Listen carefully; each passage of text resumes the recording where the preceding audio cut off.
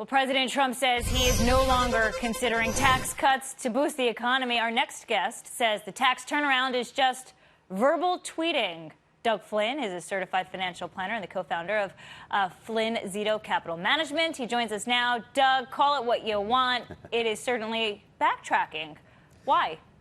Yes, well, what it does is it set him up for today to talk about how strong the economy is, and you wouldn't get to keep talking about that if everyone's talking about recession every other day. So that's what this does. It sets him up now to talk about how strong the economy is, and now we don't need those tax cuts that he's thinking about. It's actually that planned in advance, or is it more off the cuff? I mean, both Donald Trump and the White House have said they've been considering ways to boost the economy for some time now.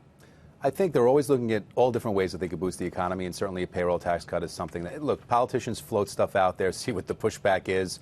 I do think that he's 1 to 2 steps ahead in terms of setting people up to focus in on what he says so that he can come back the next day and turn it around and throw it back at everybody. That's essentially what he's done since he's got in. So, and a lot of this is about perception and holding the economy for 2020. So he did get pushback on indexing capital gains to inflation, that being elitist. However, there seemed to be support around the payroll tax cut. That's something President Barack Obama had done. Why wouldn't he do that?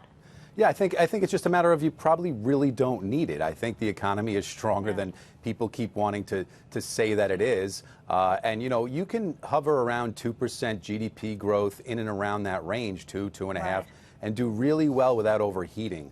Are we can turn into a recession just because we're down from 3?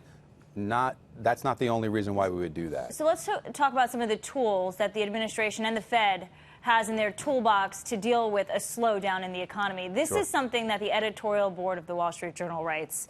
They say cut the Trump uncertainty tax. His best stimulus policy would be to end his tariff campaign.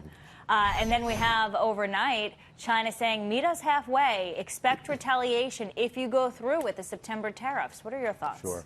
Well, there's no doubt that the tariff uncertainty is what's causing the Fed to sort of waver on how much they're going to lower rates, and it's causing uncertainty with business owners on what they're going to do and where they're going to go. There's no question that that is weighing things down, but I think he's calculating the market against that to try to get a better deal for the U.S.